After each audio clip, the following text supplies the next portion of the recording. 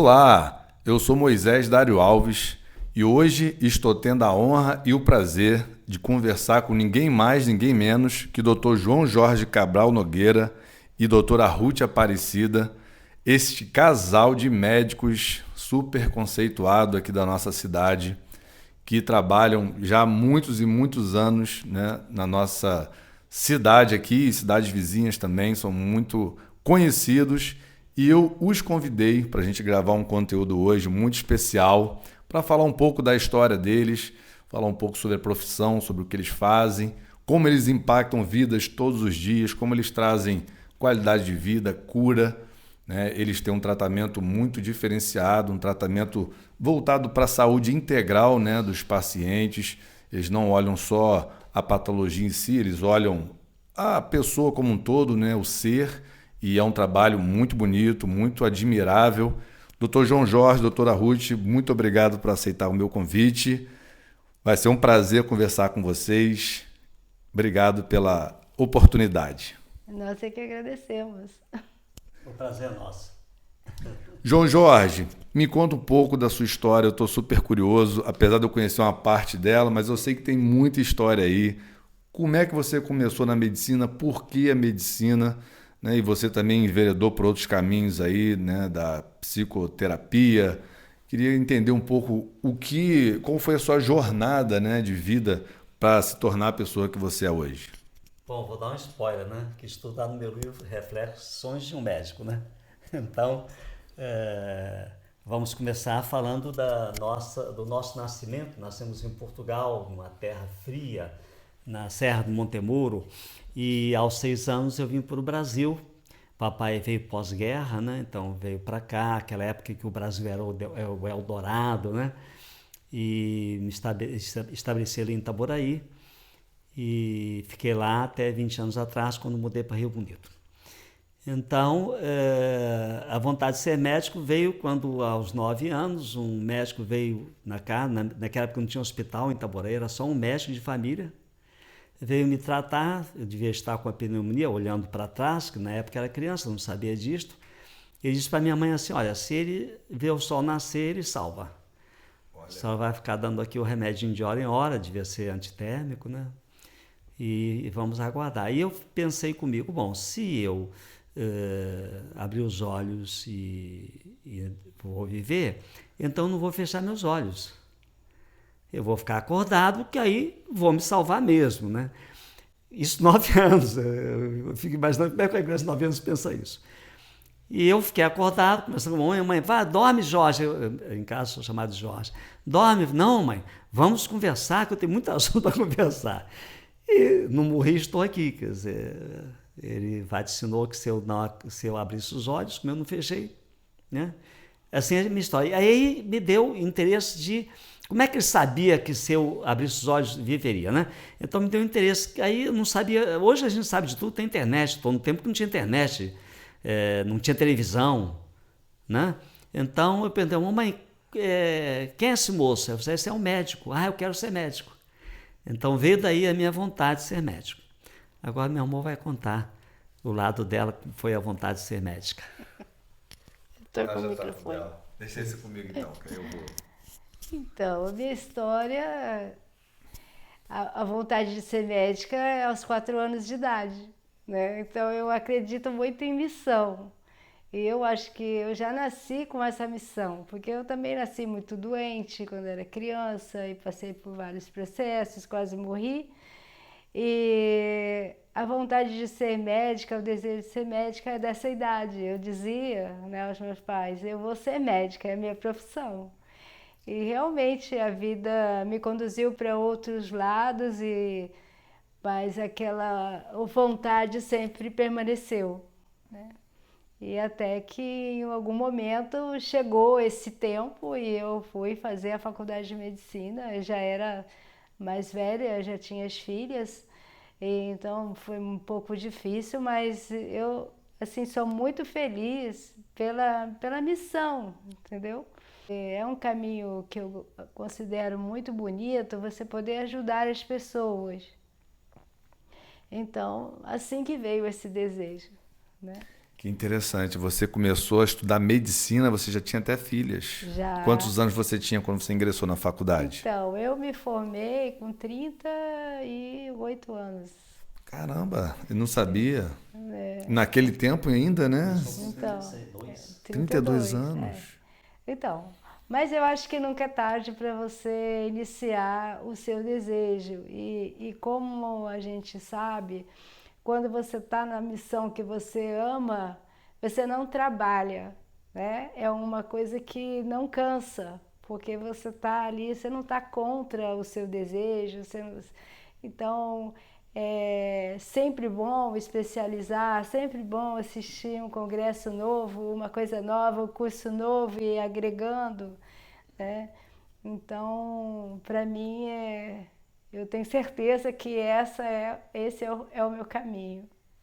É tão lindo quando a gente encontra um propósito na vida, né? E tá nele, né? Impactando vidas, Sim. contribuindo de uma forma geral Sim. para que a sociedade e as pessoas tenham uma melhor qualidade de vida, né? Isso é muito legal. Agora, essa história é muito interessante. Muito interessante.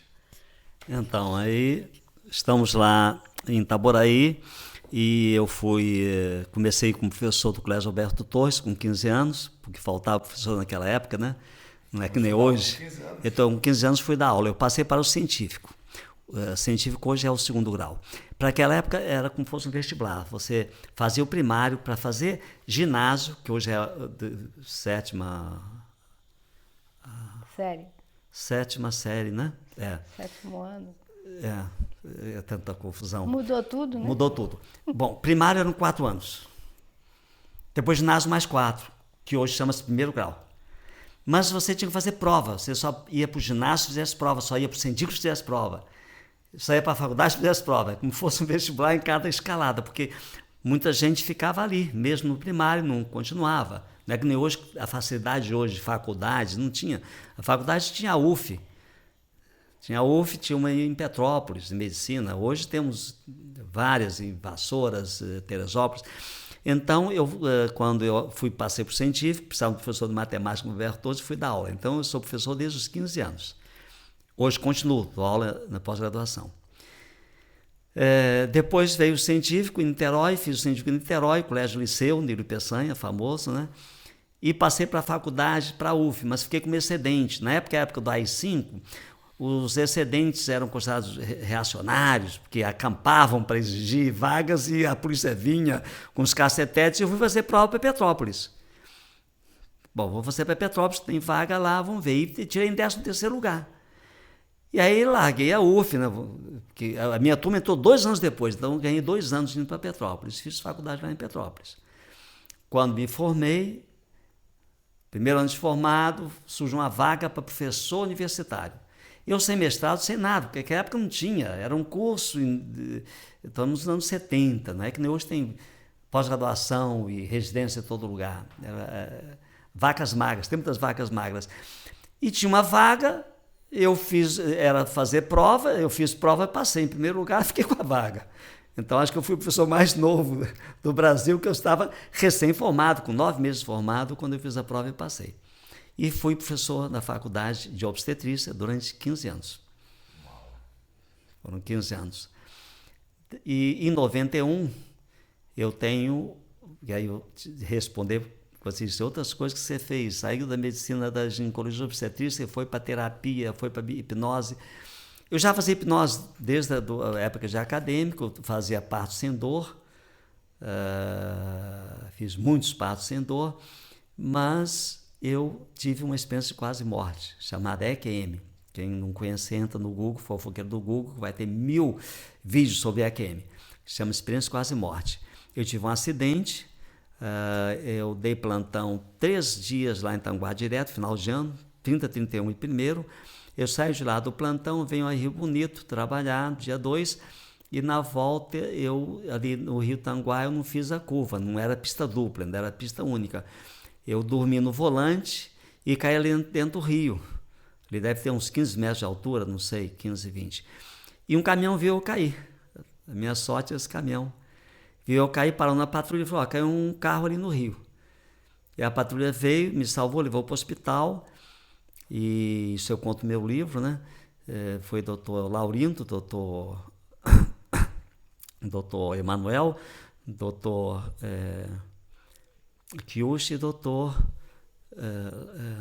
outro cirurgião, Amirton. Os 4, né? 5 horas de cirurgia. Caramba. Tomei 5 litros de sangue e fiquei em coma até no outro dia, meio-dia, isso foi 7 da noite, fui operado até meia-noite e só acordei meio-dia do outro dia. Então não sei em que momento, nesse momento que eu fiz essa passagem. Eu vi um túnel, e nesse túnel veio um ser de luz, eu estava indo para o outro lado, era uma visão beatífica, uma visão de êxtase. E eu estava doido para passar para o outro lado, era muito bom do lado de lá. E um ser de luz abre a porta e fala para mim assim: para, não acabou sua missão. E ele me cegava a vista, eu não sei quem era, se era um anjo, um santo, Jesus, eu não posso falar, seria uma ignomínia falar o que eu não sei, o que eu não vi. Eu digo o que eu vi um ser de luz, isso eu vi com toda a minha certeza, isso não é fé, crença, é verdade, eu vi. E escutei ele falar isso para mim. E como eu estava indo de cabeça, assim, deitado, estava indo, flutuando, né? Eu tentei parar, quando botei a mão no túnel, ele escorregava, parece que tinham passado manteiga no túnel. Como ele era pequeno, eu pensei, neném atravessado não nasce, tem que fazer cesariana. Olha só, a mente obstétrica funcionando ali, né? E aí eu atravessei meu corpo e compactei o corpo no túnel. E quando compactei, ele se despediu e fechou a porta. E quando fecha a porta, tudo escurece, eu fico no vazio como se estivesse no espaço sideral. E agora, uma vontade de abrir o olho, doido para abrir o olho para saber se tinha passado ou não tinha passado. Quando eu abro o olho, eu vejo a porção de gente branca ali em cima, sem asinha. Eu falei, bom, no céu não tem asinha. Aí eu fiquei olhando assim, fulano dá-se vagas. Mas o que eu tenho a ver dar-se vagas comigo, né? Porque a mente vai voltando devagarinho. Se eu estou aqui e estão me olhando, eu estou no leito. Quando eu olhei assim para baixo, eu vi tubo aqui, tudo cheio de tubo. Falei, acidente. Aí quando eu abri os olhos realmente assim, que você abre assim meio, né? Quando eu abri mesmo, que viram, todo mundo lógico, estava me esperando abrir os olhos, me deram parabéns, aí Nogueira, que bom, você voltou e tal. E saí dali com essa missão, eu tenho que fazer terapia, que eu já tinha feito formação, mas não tinha assumido, porque a obstetrícia é muito fácil, você já estava ali, é tudo maravilhoso, só dá coisa boa, você tirou o neném, dá na mão da mãe e do pai, você tira fotos junto, é celebração. Parto foi a fase da minha vida que foi só celebração, né? Você mesmo nasceu comigo, celebrei 4 vezes com seus pais. E aí foi quando eu larguei o plantão que eu dava e comecei a fazer terapia. Então foi em 91 que eu fiz a minha passagem para psicoterapeuta. Que legal.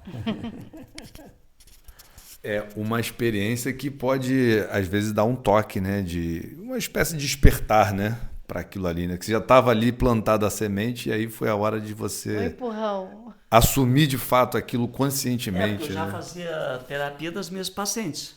Para a gente chegar lá com dispareunia, nas relações sexuais, eu tratava por hipnose, lubrificação, que se consegue por hipnose. Eu tratava frigidez sexual por hipnose.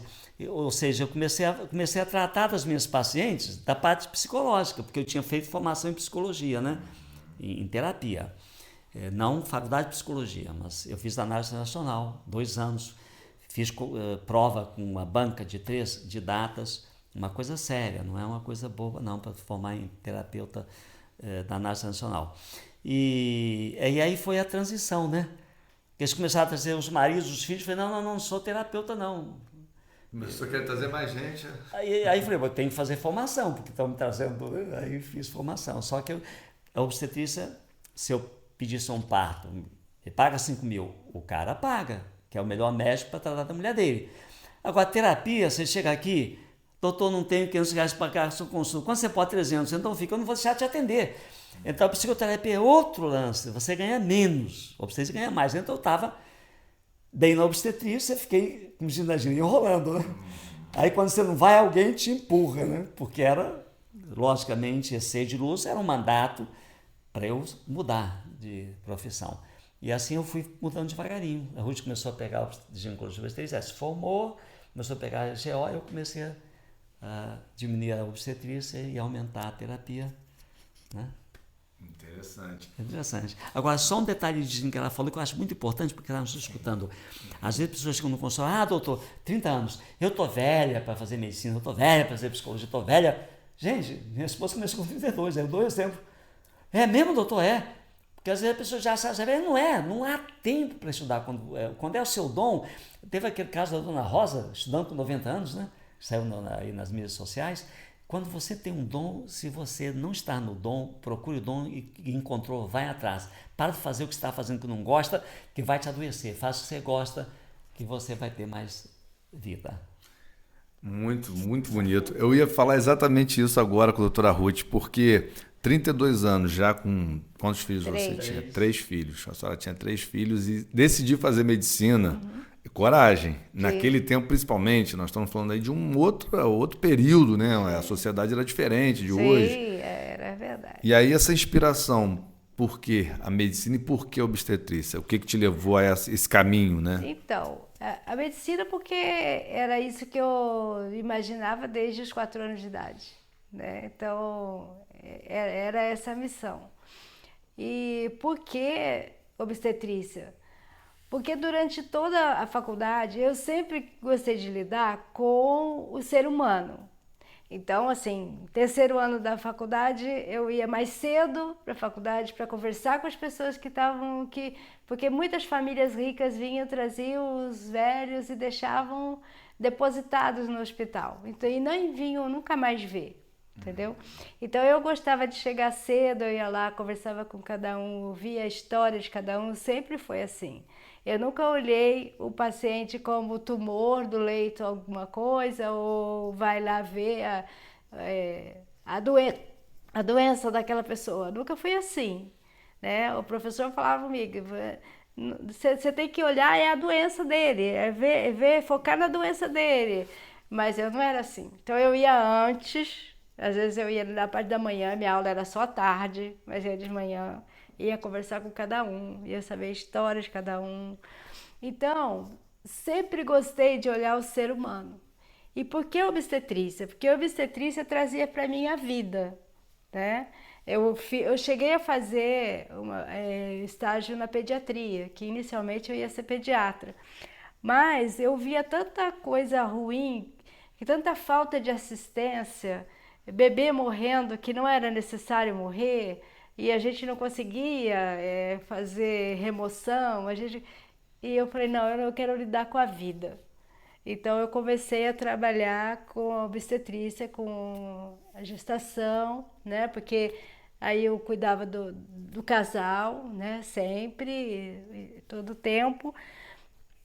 E assim, eu tive tanto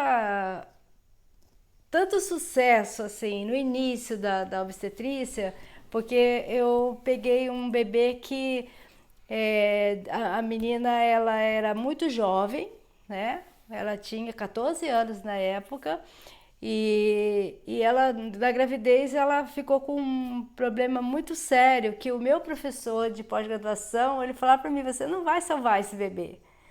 Esse bebê estava centralizado já. Centralização é quando a circulação só está cérebro e coração. Ele já está centralizado já com 4 meses de gestação, 5 meses, você não vai salvar. E eu falava assim, não, eu vou fazer o máximo que eu puder. Né? Então eu cuidei daquela paciente, eu via ela toda semana, a gestação toda. Né? Aí esse bebê, quando chegou no 8º mês, que já estava... realmente o bebê morrendo na barriga, na hora que eu fui ver, a gente internou e operamos, e o bebê saiu antes da mãe do hospital. E muito, muito bem, entendeu?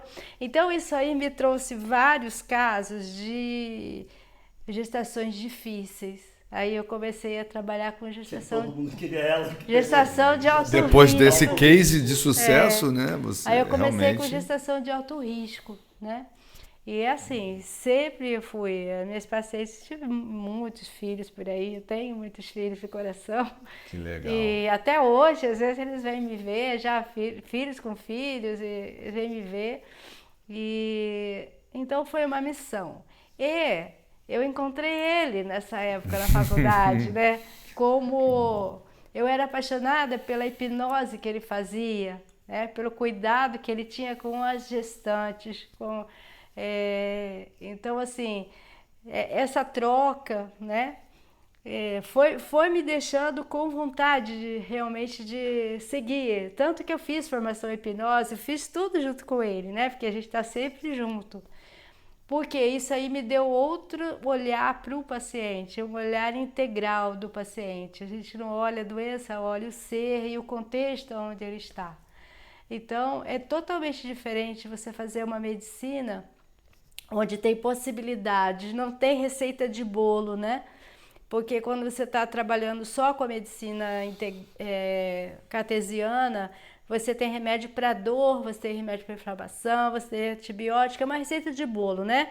Tanto que os pacientes vão na UPA e saem de lá com uma receita igual, todo mundo tomando o mesmo antibiótico, mesmo. Na medicina integrativa, que é a que eu gosto de fazer, não é receita de bolo. Então a gente vê o paciente e o contexto onde ele está. É totalmente diferente o cuidado, é trazer o paciente para a saúde, entendeu? Porque ele ficou doente porque ele saiu, ele se desviou em algum momento. Então, e aí eu encontrei ele nessa fase, né, como professor, ele foi meu professor de obstetrícia, eu já estava na residência nessa época, porque ele falava, não, enquanto está estudando, aluna não pode namorar. Tem isso, né? Não podia. Então, quando me formei,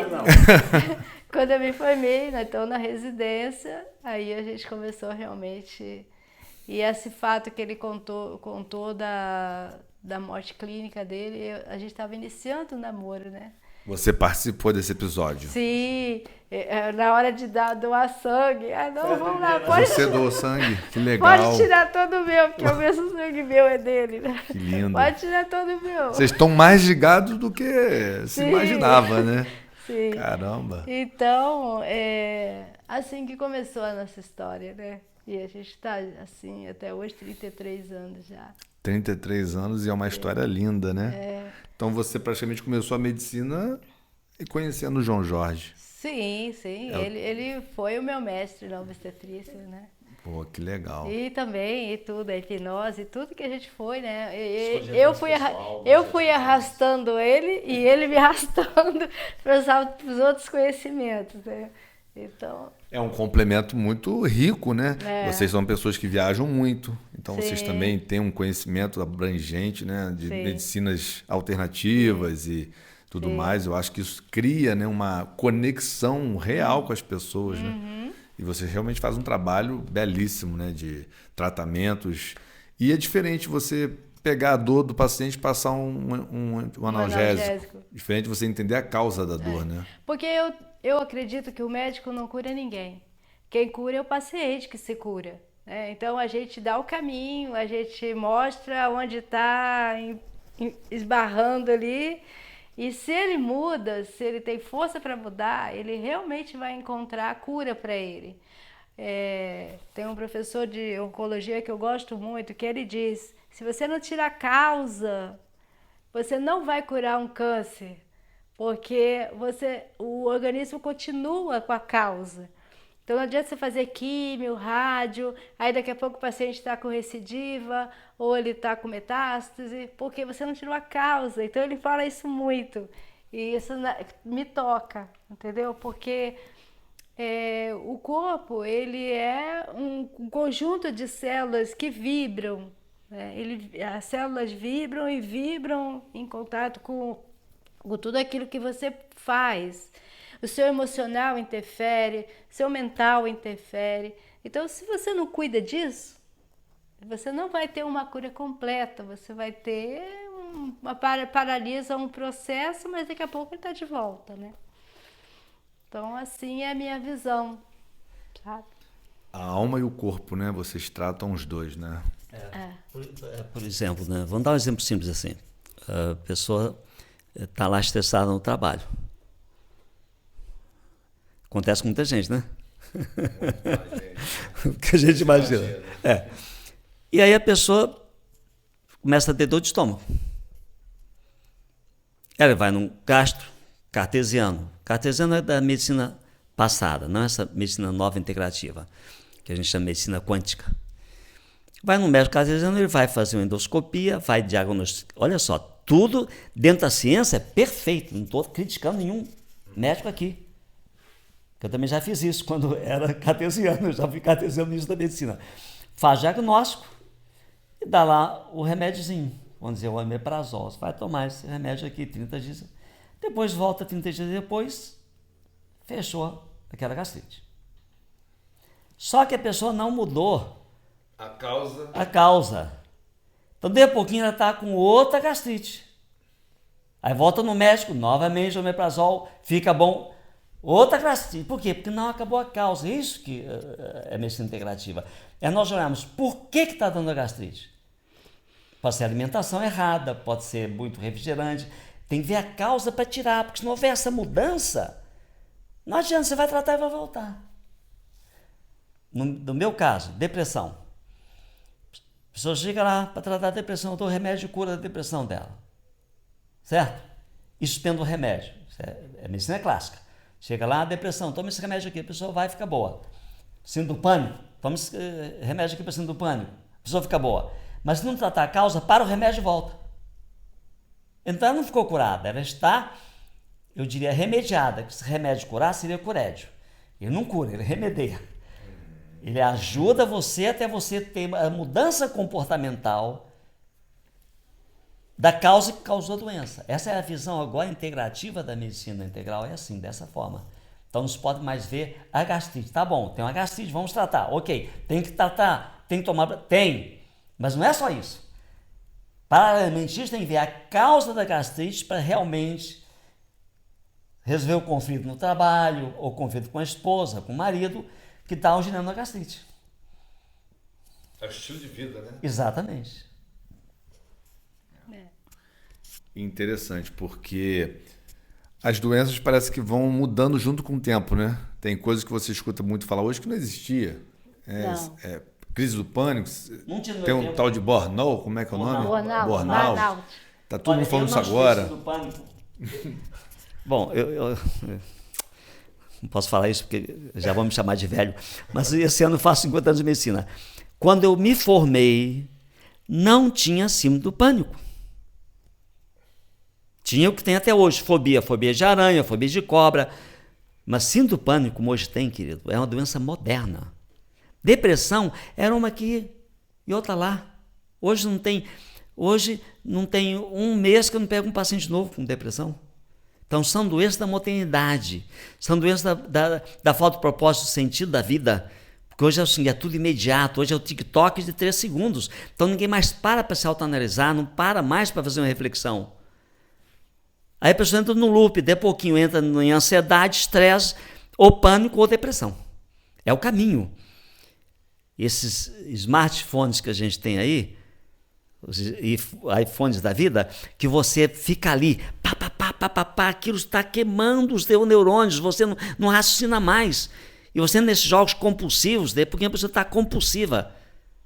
E aí vai comer compulsivamente, vai jogar compulsivamente, vai ter tudo compulsivamente. Então são doenças modernas que não tinha no meu tempo. No meu tempo era roça, não é cidades como hoje, de milhões de habitantes. As cidades eram mais tranquilas, tinha menos a doença do que hoje. Pegando um pouquinho o gancho da depressão. Hoje, com o avanço da ciência, os cientistas estudando mais profundamente, depois que apareceram os autistas, né, porque hoje a gente vê tantas crianças autistas, então, o que os cientistas de ponta, né, eles falam? Que, na realidade, o intestino é o cérebro desconhecido. Então, se você não trata o intestino do paciente que está em depressão, você não cura a depressão dele. Porque ali tem a disbiose, tem a permeabilidade intestinal aumentada, tem parasitas, tem metal pesado, tem fungos, tem muita coisa no intestino que leva a essa questão da depressão. Então, hoje a gente tem um entendimento diferente, porque antigamente está deprimido, vamos passar um medicamento, né, da Big Pharma, né, vamos passar um medicamento para trabalhar a depressão. Mas hoje a gente não sabe que não é efetivo só isso. Você tem que cuidar clinicamente do paciente, né? Então, assim, várias doenças hoje, elas têm esse viés, né, que vem da parte física. Então, a gente não... É uma via de mão dupla. Algumas doenças vêm da parte mental para o físico e outras vêm do físico para o mental.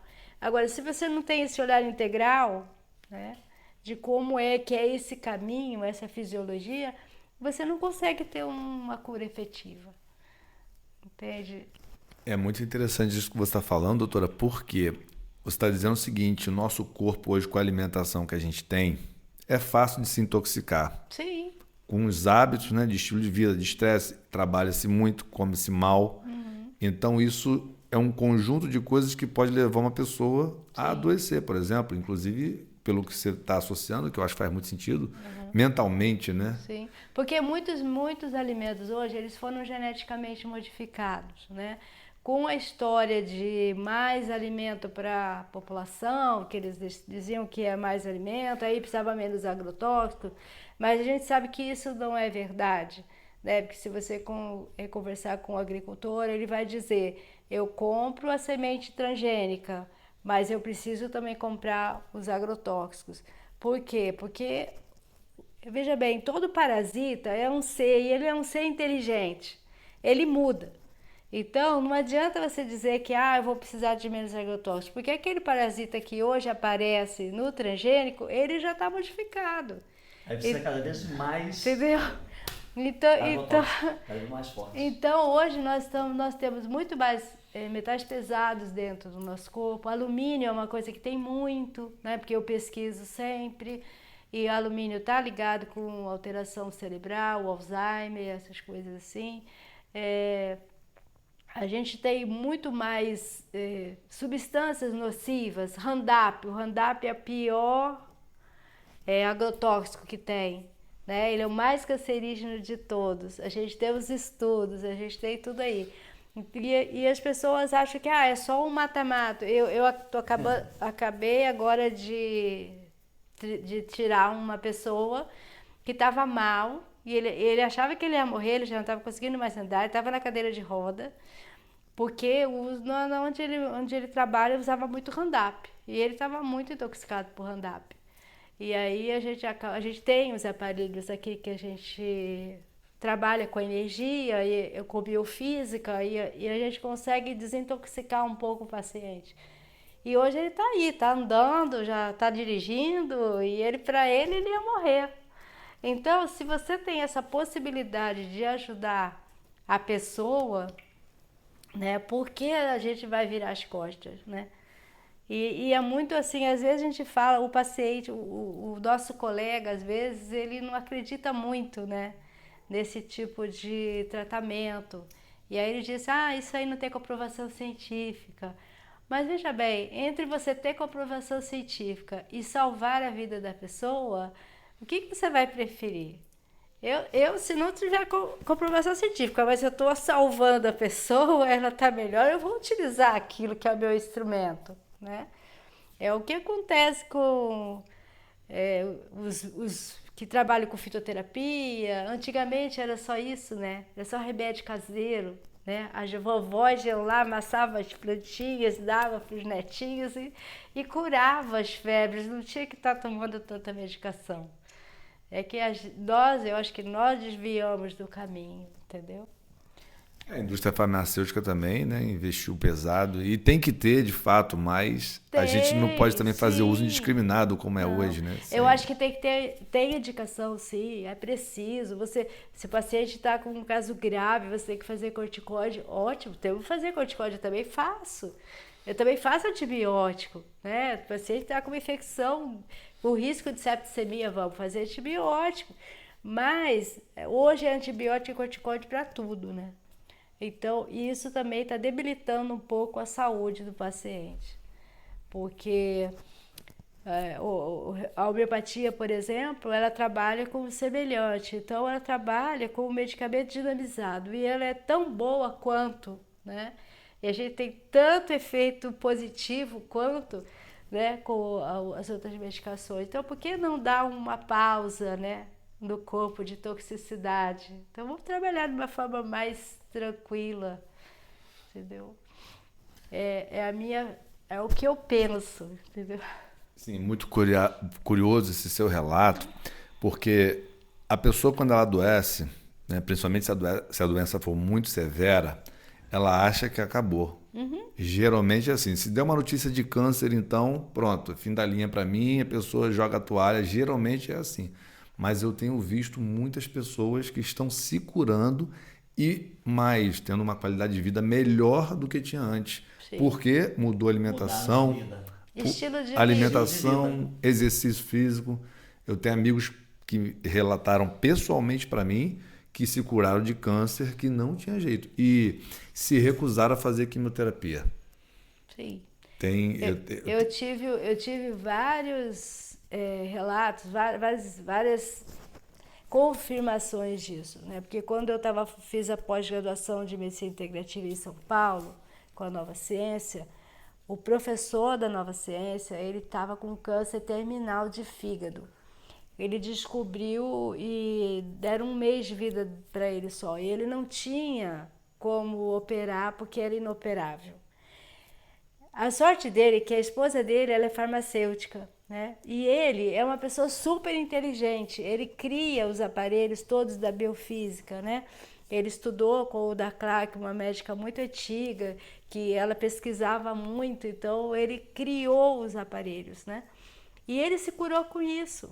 Então você vê ele lá na cama, todo verde, magro, à beira da morte, você vê ele hoje dando aula, você não imagina que ele teve um câncer de fígado, que é o mais difícil de você curar. E ele não fez nenhuma químio, nenhuma rádio, porque não tinha para ele. não tinha nem solução, Não né? tinha solução para ele. Como é que ele resolveu isso? E ele está curado, né? E vários outros casos, assim, durante o curso, né?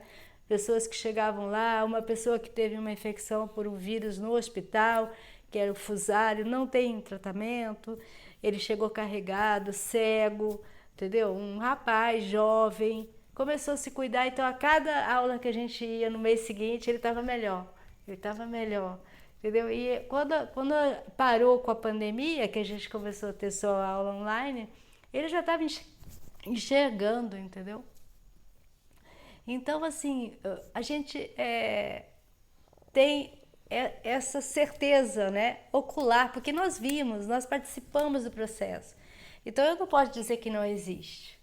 Existe muita gente, né? Esse meu professor oncologista também, ele trabalha com medicina integrativa, e muitos relatos no livro dele tá lá, não fizeram químio, nem fizeram rádio, e estão curados. Então, o que é isso, né? Vamos estudar mais profundamente se existe essa possibilidade, né? Eu não estou dizendo que ninguém é para fazer, eu acho que é sim, eu acho que é juntar as coisas, entendeu? O problema é que o oncologista, que é cartesiano, ele só quer fazer quimio e rádio, ele não quer que ele faça nada além.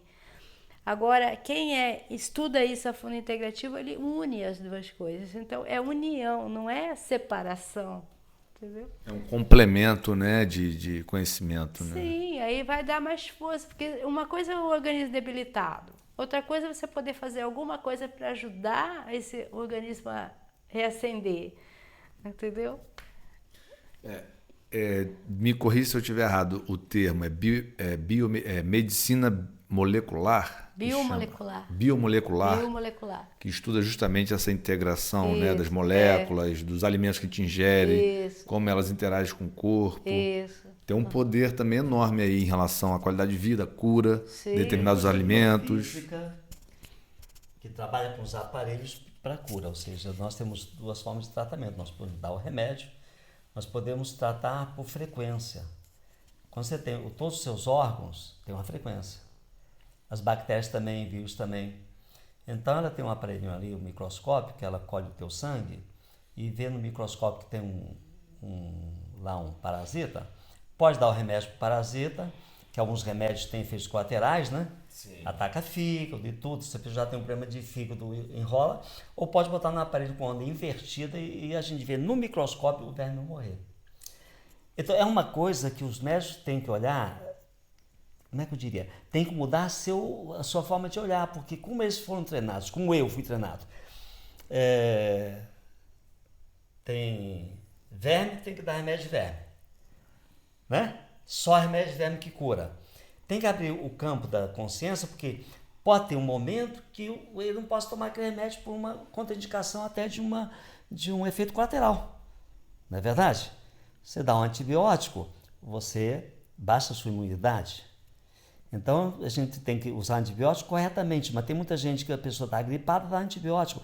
O antibiótico não pega em gripe, em vírus, porque a gripe é vírus. Então, quando você dá um antibiótico para uma pessoa que está com a gripe, você está piorando a gripe, porque ele vai baixar a imunidade de um organismo já ferrado, debilitado. Então, tem muita gente que chega lá, não quer nem examinar, não quer nem fazer exame, né? Fazer um exame de sangue para ver se é virótico, se é bacteriano, para poder dar um antibiótico. Taca logo antibiótico para resolver o problema. Então a gente tem que ter esse carinho, essa consciência de que cada paciente é de um jeito, que a gente tem que diagnosticar para depois tratar direito. E saber que a medicina alopática funciona, mas temos que ver a causa que a alopatia não vê. A causa vê a gastrite, lá, como eu disse, o estômago que na endoscopia você dá o diagnóstico, mas a causa, por que originou isso? Por que numa família que tem 10 pessoas, tem uma tem gastrite e as 9 não tem? O que ela faz diferente? Geralmente ela tem um alimento... Eu duvido que ela coma igual às outras. Ela tem porque a alimentação está alterada, né? Quando eu estudei, não sabia nada desse nosso intestino. Depressão era quando o depressivo acabou. Era o Prozac, né? Que era o remédio da felicidade. Depois provaram que não era assim, mas queriam que fosse, né? Que para lançar propaganda, eles fazem aquela propaganda magistral. Então, hoje em dia, faz parte da minha anamnese perguntar ao paciente deprimido como é que está se sentindo. Está ótimo, tudo bem. Não está ótimo, gastro, né? Falta de vitamina D. Peguei um paciente com depressão que estava em casa no quarto o mês inteiro. Chegou lá branco, igual um cadáver. Eu já passei a autodose de vitamina D sem fazer o exame, já pedi o exame. E deu antidepressivo. O antidepressivo demora de 15 a 30 dias para fazer efeito. Quando você começa a tomar antidepressivo, é 15 dias a 30. Mínimo 15, máximo 30. Então, na outra semana, com 7 dias, já veio melhor. Ainda estava com a depressão, porque foi a namorada que deu um não para ele. Por isso que ele ficou em casa um mês escondido.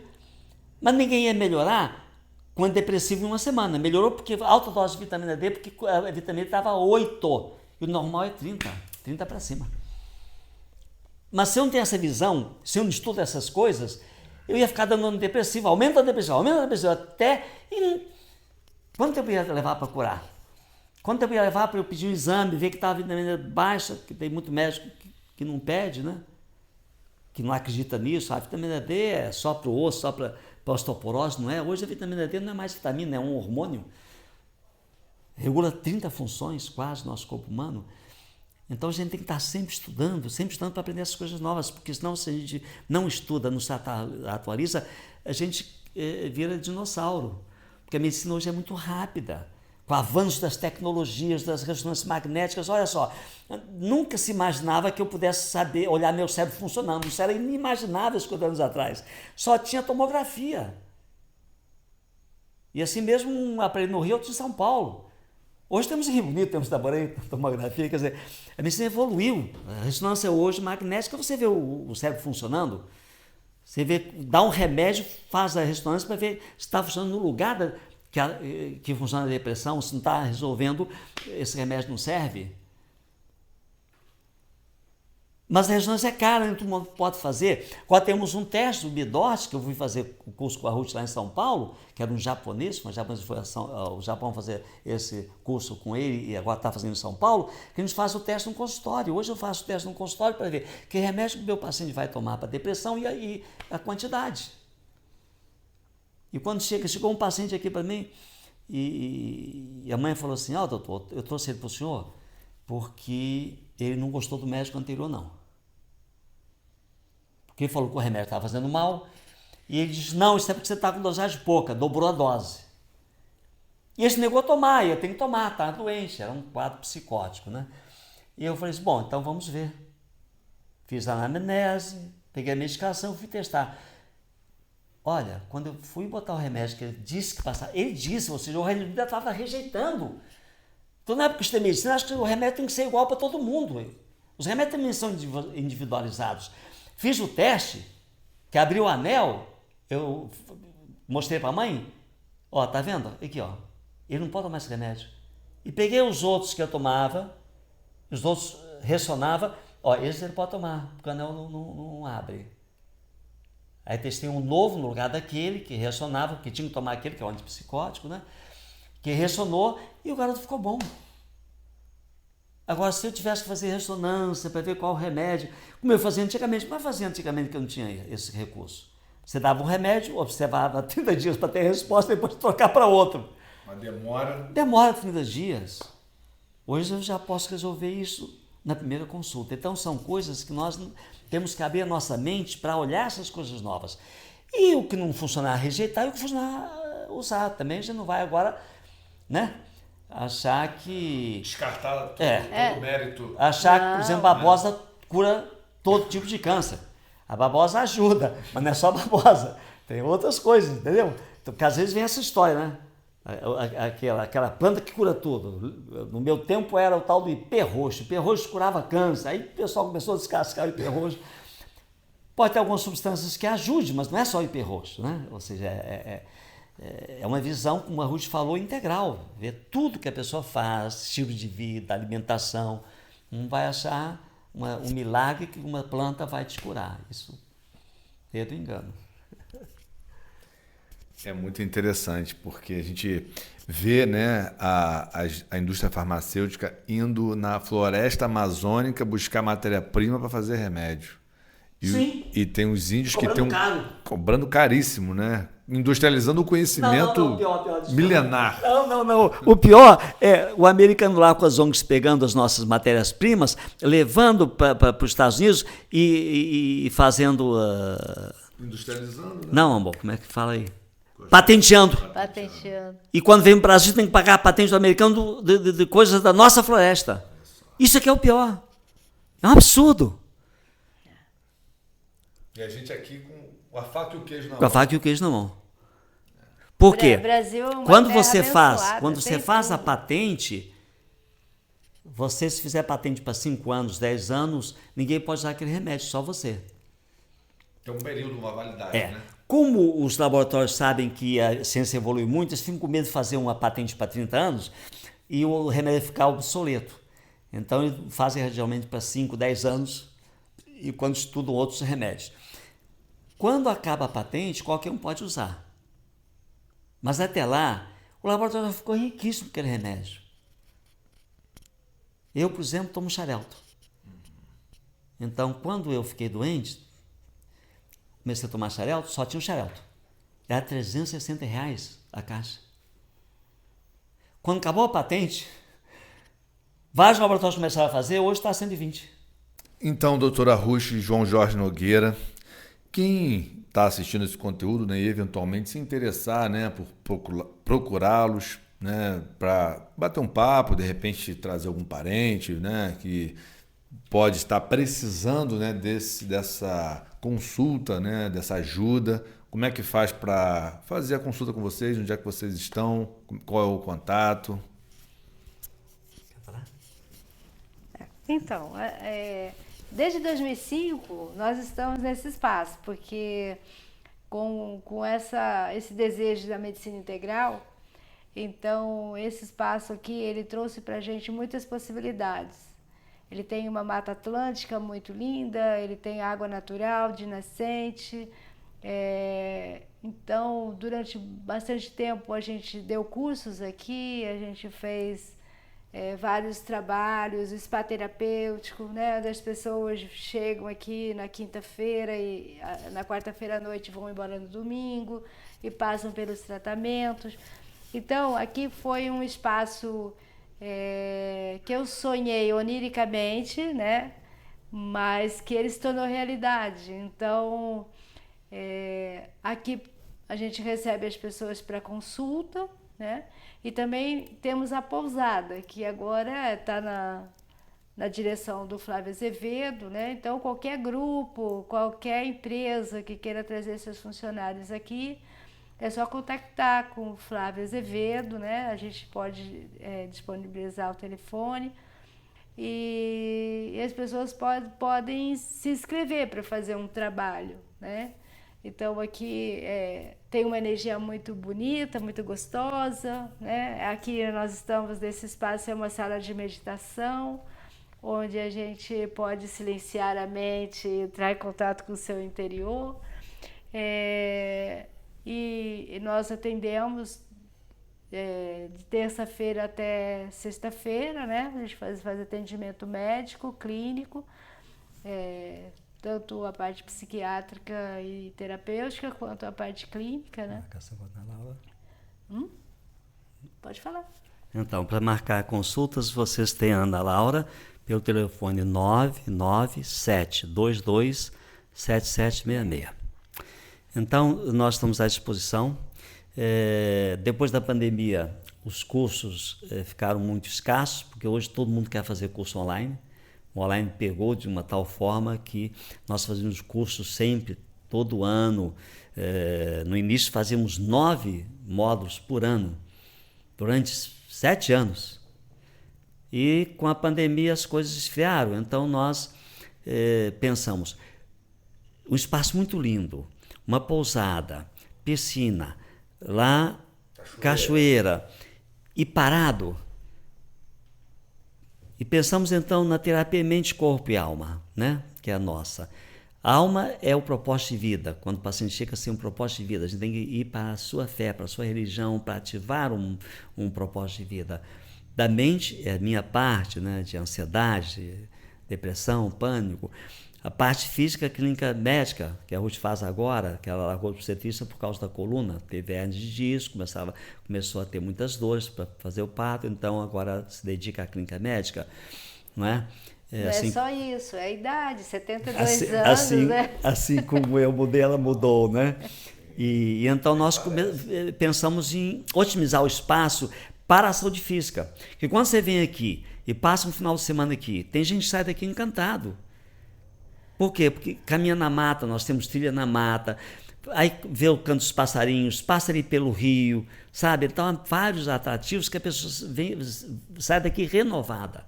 E essa foi a nossa intenção, de propiciar esse bem-estar físico que já faz parte do tratamento, né? Então, quando a pessoa vem aqui, como vieram aqui fazer um grupo de yoga, fez aqui um retiro, é totalmente diferente de fazer um retiro lá no Centro Comercial do Rio de Janeiro, né? Empresas que vieram aqui passar final de ano, tenho certeza que saíram encantadas, pelo menos disseram que saíram, não sei, mas eu creio, por quê? Porque é um lugar diferente. Não é aquele lugar lá da cidade, com aquele tumulto. Aqui a pessoa está na natureza, vai na cachoeira, então acho que até a confraternização fica melhor. Mas temos um salão ali para cursos que dá 50 pessoas. Então a firma até 50 pessoas pode fazer aqui um trabalho da gente fazer uma dinâmica de interação entre os funcionários, usar o Enneagrama, que é um instrumento maravilhoso para todos se entenderem e compreenderem que nós somos diferentes. Não somos iguais, então tem que entender que o outro é diferente de mim. Senão eu acho que todo mundo tem que ser igual a mim. Eis que dá as brigas. Então, de casais, de família, de empresa, é isso. Nós somos seres diferentes. Temos no mínimo 9 personalidades diferentes no mundo, mais 3 subtipos, 27. Aí eu quero que todo mundo seja igual a mim, não vai dar certo. Aí dá briga. Agora, quando você entende que o outro pensa diferente, você passa pelo processo do outro, você entende, é por isso que ele pensa assim. Acabou a briga, você compreendeu por que pensa assim. Então agora há um diálogo maior. Eu adoro fazer Enneagrama, então as empresas que quiserem fazer, podem combinar aí com a Ana, que a gente faz com o maior carinho. A contabilidade já fez aqui, Dário Alves já fez aqui, já trouxe a turma para fazer um curso de Enneagrama aqui. Mais uma vez. E gostou. Sim. E vamos voltar com certeza. Muito bom, João Jorge. Nós viemos mais de uma vez e eu estou querendo marcar mais uma sessão. Foi um final de semana muito engrandecedor, a gente aprendeu muito. Eu tenho certeza que, como empresa, né, nós melhoramos o autoconhecimento do nosso time, da nossa equipe, automaticamente melhoramos o nosso atendimento, o tratamento entre eles também. Isso que você falou é muito bom, porque normalmente a gente quer tratar os outros como a gente gostaria de ser tratado. Não, Não é? com os seus conceitos. De acordo com o nosso jeito Mas de o seu ser, não né? é o dela. Sim. Então você tem que entender por que ela pensa diferente, porque ela foi criada por pais diferentes seus. E cada pais colocam o que vem da família. E cada família tem uma norma. Uma cultura, uma que a gente chama criação. uma clã familiar. Sim. Né? Antigamente tinha isso, né? Família do fulano, família de ciclano, né? Já era aquele clã. Aquilo é tudo gerado daquela forma. Aquela família é criada diferente da outra. Aí você casa com uma menina de lá, e ela casa com você de cá, e quer que dê certo sem uma interação, sem um diálogo, sem adaptação da cultura que vem aqui dentro, formada na infância. Não tem como dar certo, né? Aí, É difícil. as pessoas se descobrem isso, descobrem o tipo que ela é, o tipo que o outro é. Então, é maravilhoso para quando vem família fazer. Eu fiz um curso lá em Minas Gerais com 30 pessoas. E para minha felicidade, veio os pais com os 2 filhos. A gente pensa, terapia com pai e com filho não vai dar certo, né? O testemunho deles foi, os pais, se nós soubéssemos disso, tínhamos brigado muito menos com nossos filhos. E os filhos, se nós soubéssemos do Enneagrama, tínhamos brigado muito menos com nossos pais, porque agora a gente entende por que eles faziam isso. Cada um reconhecia que a briga era pelo seu conceito daquele que tinha que ser assim, e não entendia que o outro pensava diferente. E quando ele ali foi maravilhoso, essa família, para ela foi maravilhoso, porque os 4 entenderam e os 4 agora estão se dando muito melhor por causa do nosso curso. Eu fiquei muito feliz. É o poder do autoconhecimento. Exatamente. Né? O poder transformador do autoconhecimento. Exatamente. Né? E nós estamos aqui no espaço terapêutico Flor do Amanhecer, não é? Tem também a pousada Amanhecer da Terra. São 2 espaços em um só, não é? Não, Amanhecer da Terra aqui e Flor do Amanhecer lá embaixo. Mas Sim. no mesmo lugar. Sim. E como vocês estavam falando, é um ambiente super agradável, muito bom. Eu adoro vir aqui, sempre que eu posso eu venho. E a gente tem também um canal, né, João Jorge, no YouTube, em que você traz vídeos semanais, eu acho. São quantas vezes por semana que você... Não. Olha, quando eu viajo, eu não gravo porque eu estou viajando, não tem tempo. Eu vou para um congresso, não. Quando estou aqui, eu faço um vídeo semanal. Meu canal de YouTube, quem quiser, João Jorge Cabral Nogueira. E as pessoas podem ir lá no canal pedir um tema, fazer comentários. De vez em quando eu faço um vídeo de quem me pede. Fala sobre isso assim, assim. Então a gente atende aquela pessoa que quer saber sobre aquele assunto. Eu ativei o sininho, as notificações, então não perco um conteúdo.